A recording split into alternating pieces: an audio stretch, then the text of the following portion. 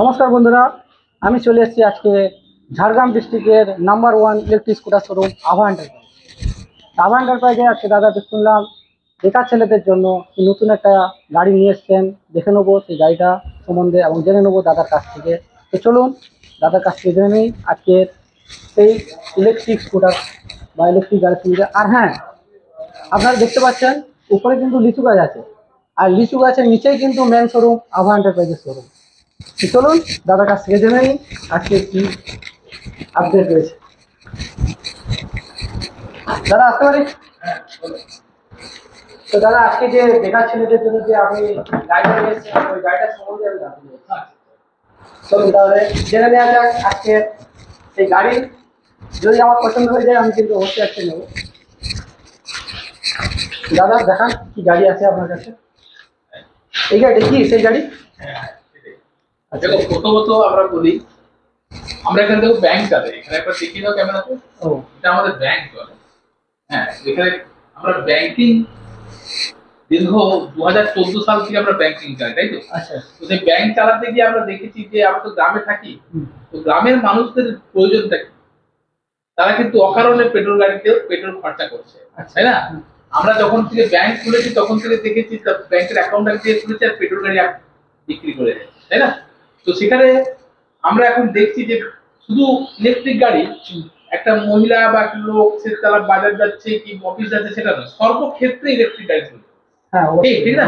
সর্বক্ষেত্রে মানে চাষেও যেমন দরকার, তার যেতে কোথাও যেতে যেমন দরকার, যারা ফেরি করছে, যারা বাজারে মাল নিয়ে যাচ্ছে, যারা ব্যবসা করছে, দোকান চালাচ্ছে, তারা দেখুন গোডাউন থেকে মাল নিয়ে আসছে, তাদেরও তো লাগবে, তাই না?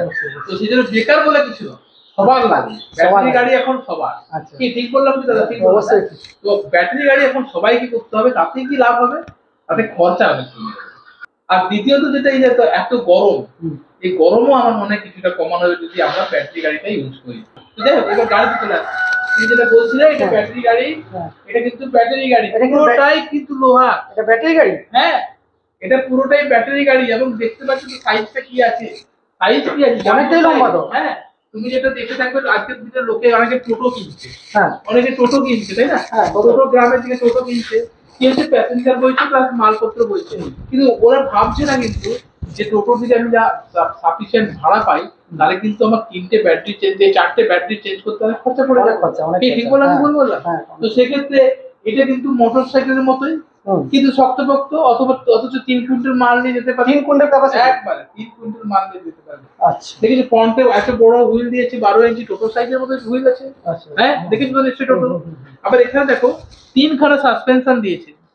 একবার দেখাও ক্যামেরা। 3খানা সাসপেনশন দিয়েছে, বুঝতেই পারছো লোড ক্যাপাসিটি। হ্যাঁ, ভাই যারা কুরিয়ার বয়, কুরিয়ার যারা ডেলিভারি বয়, যারা কুরিয়ার ডেলিভারি বয় কি অবস্থা। অনেকটাই সুবিধা হয়েছে। কোথাও জায়গার অভাব নেই, ওর এখানে আগের থেকে জায়গা আছে, এখানে জায়গা আছে, সাইডে দু সাইডে এরকম জায়গা আছে, জায়গা আছে। আবার তোমার যদি আরো এক্সট্রা লাগে এটাকে ফোল্ড করে নাও, তাহলে ফোল্ড করে নিলে আরো এত বড় জায়গা, আর অনেকটা স্পেস হয়ে যাবে একবারে। এবং পুরোটাই মেটাল, কিন্তু কোনো মানে যথেষ্ট স্ট্রং বডি কিন্তু। আবার এর মধ্যে বাক্সের মধ্যে এর মধ্যে জায়গা আছে। আচ্ছা, ঠিক আছে, এটা ব্যাটারি বাক্স, এটা হচ্ছে ব্যাটারি বাক্স। তার মানে এর নিচেই ব্যাটারি থাকবে তো? আর এটা পুরোটা স্পেসটা ফাঁকাই থাকবে যাতে মালটা বয়ে নেওয়া যায় একবারে। তাহলে ভাবো, আমরা সেই জন্য আজকের দিনে আমরা যেটা প্ল্যান করেছি, সর্বক্ষেত্রে কিন্তু ব্যাটারি গাড়ি দরকার আছে। প্রথম ইনকাম কি বলো? চাষ, নাহলে দিনমজুরি, নাহলে হাটে গিয়ে মাল বিক্রি করা, নাহলে ফেরি করা। এই তো তার মানে এই গাড়িটা যেটা আছে অ্যাকচুয়ালি মাল বওয়ার পক্ষে সুবিধা একবারে। এখন যাতে এটা নিয়ে ব্যবসা করা যায়, ব্যবসাও করা যায় একবারে। আজকে সকালবেলা মাদুর বিক্রি করতে এসেছিল, কি নিয়ে দেখবে? পালসার নিয়ে এসেছে। পালসার নিয়ে বাবু, পালসার নিয়ে মাদুর দেখলাম। তো তোমার কি মনে হয় ও কি ইনকাম হবে? অনেকটাই খরচা বেশি, পেট্রোলের তো অনেকটা খরচা চলে যায়। আপনি যারা দেখছেন আমাদের ভিডিও, আমাদের উপলব্ধিগুলো বলছি। আমরা দেখেছিলাম কিন্তু করোনার সময় অনেককেই সবজি বিক্রি করতে পেট্রোল গাড়ি নিয়ে, সেই সময় কিন্তু বিক্রি হয়েছিল। পরে কিন্তু সেইভাবে বিক্রি, তখন ডিমান্ড ছিল, বিক্রি হয়ে গেছে। পরের দিকে কিন্তু ওরা প্রফিটেবল হয় না, বলতে কিন্তু সবজি আর পেট্রোল গাড়িতে বিক্রি করে না। ঠিক বললাম কি বললাম? তো ব্যাটারি গাড়িটা আমাদের উদ্দেশ্য যে সর্বক্ষেত্রে কিন্তু ব্যাটারি গাড়ি প্রয়োজন। সে লোডার হিসেবে হোক, সে ট্রাক্টর হিসেবে হোক, আর 4 চাকাই হোক, সর্বক্ষেত্রে কিন্তু আস্তে আস্তে ঢুকছে। তাহলে তো আমরা হ্যাঁ বলো। বেকার ছেলেদের তাহলে এই গাড়িটা যদি নেয়, বেকার ছেলেরা, তাহলে এটা কিভাবে এটা দেখো তুমি যদি ডেলিভারি বয়ের কাজ করো, হ্যাঁ আজকে তুমি ডেলিভারি বয় করলে কত, আমি যতটুকু জানি 10,000 টাকা ওদেরকে কি বলে বেতন দেয়, Salary। আর বাকি তেলের জন্য 3 টাকা করে দেয়। হ্যাঁ, হ্যাঁ। তো তুমি যদি তেলটা বাঁচাতে পারো, তুমি 100 কিলোমিটার, একটা ডেলিভারি বয় 100 কিলোমিটার বেশি কিন্তু জার্নি করে। শহরে হলে একটু কম হয় হয়তো, হ্যাঁ। গ্রামে দিয়ে কিন্তু দূরে দূরে যেতে হয়, ফলে 100 বেশি কিলোমিটার যেতে হয়। তো তুমি যদি এটা 100 কিলোমিটার ধরে চালাও, ব্যাটারি যেমন লাগবে 100-150 আরামসে চলে যাবে। এবার তুমি 100 কিলোমিটার আজকে তেল কত লাগে, মিনিমাম 2 লিটার তেল লাগবে। 2 লিটার তেল লাগবে। হ্যাঁ, তো 2 লিটার তেল দাম কত ভাই? 200 টাকা এবার।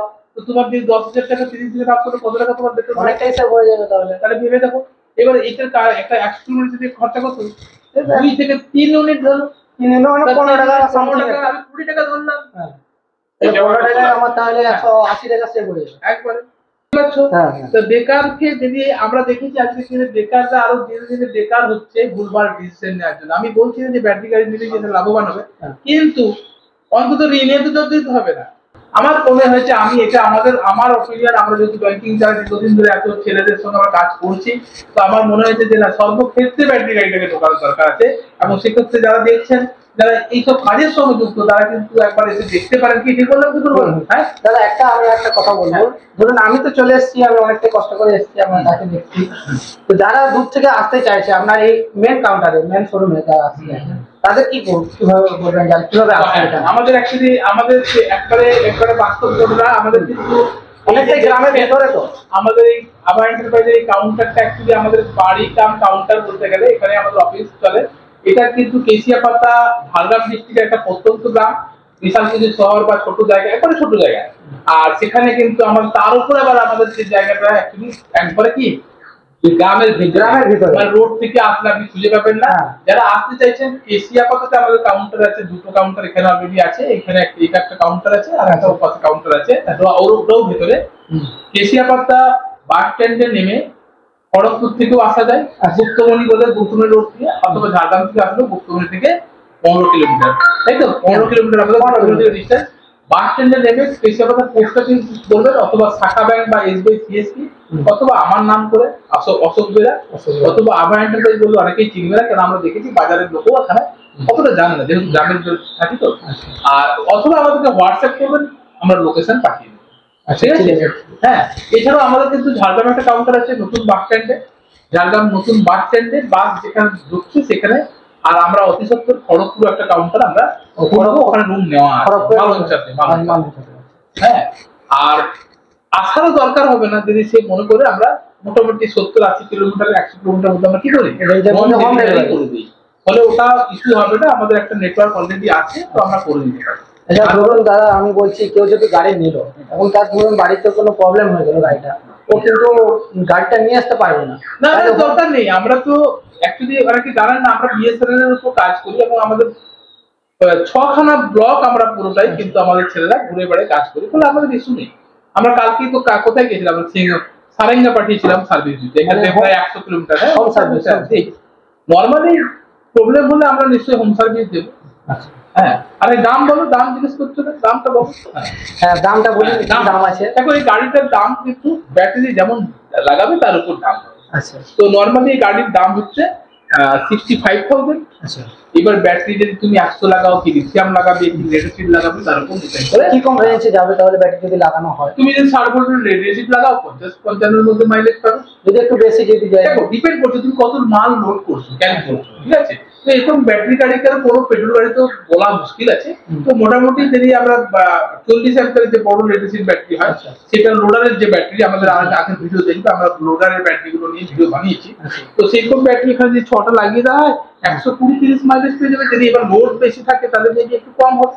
আচ্ছা, ধরুন 3 ঘন্টা যদি বেশি থাকে, 3 ঘন্টা ধরুন 3 ঘন্টা যদি লোড নিয়ে ঘোরাঘুরি করছো, হাওয়া টাওয়া ঠিক দিচ্ছ, তাহলে দেখবে 70-75 মাইলেজ দিচ্ছে। আচ্ছা, এটা ডিপেন্ড করে। দেখো 3 কুইন্টাল নিয়ে তো সবসময় ঘুরছে না, না, যখন যাচ্ছে সে ফাঁকা যাচ্ছে, আবার সময় মাল নিয়ে আসছে।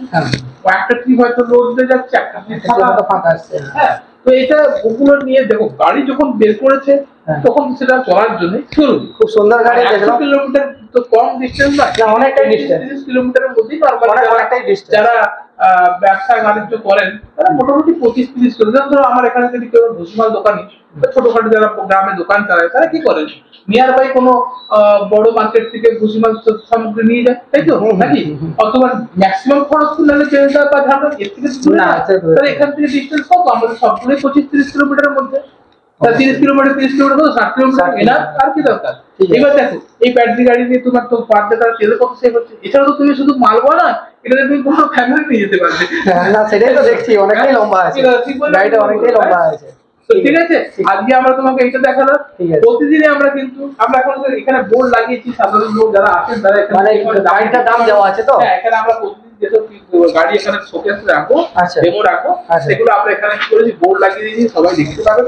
হ্যাঁ, এবং এখানে যে প্রাইস আছে এটা কিন্তু আমরা বেস্ট প্রাইসে দিয়েছি। আচ্ছা। তা সত্ত্বেও কেউ হ্যাঁ। আমাদের কাছে কিনতে চাইলে আমরা নিশ্চয়ই চেষ্টা করবো, কারণ একটা বেকার ছেলে যদি এসে ঠিক আছে। কিছু করতে চাই আমরা যতটা পারবো। হ্যাঁ ভাবছি তো আমি নিয়ে নেবো গাড়িটা।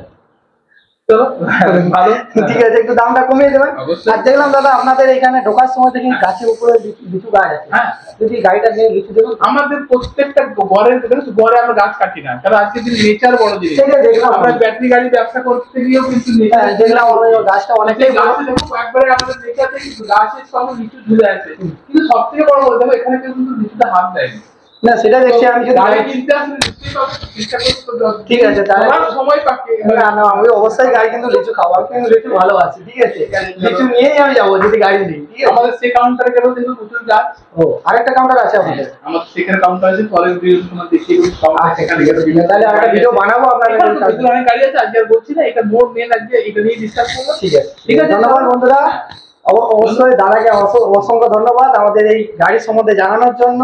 তো বন্ধুরা আপনাদেরকেও বলছি, যদি গাড়ি নিতে চান অবশ্যই দাদার সঙ্গে যোগাযোগ করবেন, এবং ভিডিওতে যোগাযোগ নম্বর এবং ফোন নম্বর সবকিছু দেওয়া থাকবে। দাদা নমস্কার, আসি। ধন্যবাদ, আমার এন্টারপ্রাইজের পক্ষ থেকে সবাইকে ধন্যবাদ। আর আমাদের ফেসবুক পেজ, ইউটিউব পেজও ফলো রাখুন। আমরা কিন্তু প্রতিদিন চেষ্টা করছি ইলেকট্রিক গাড়ি প্রতিটা ক্ষেত্রে কিভাবে আনা যায় চেষ্টা করছি, আপনাদের সহযোগিতা একান্ত কাম্য। ধন্যবাদ।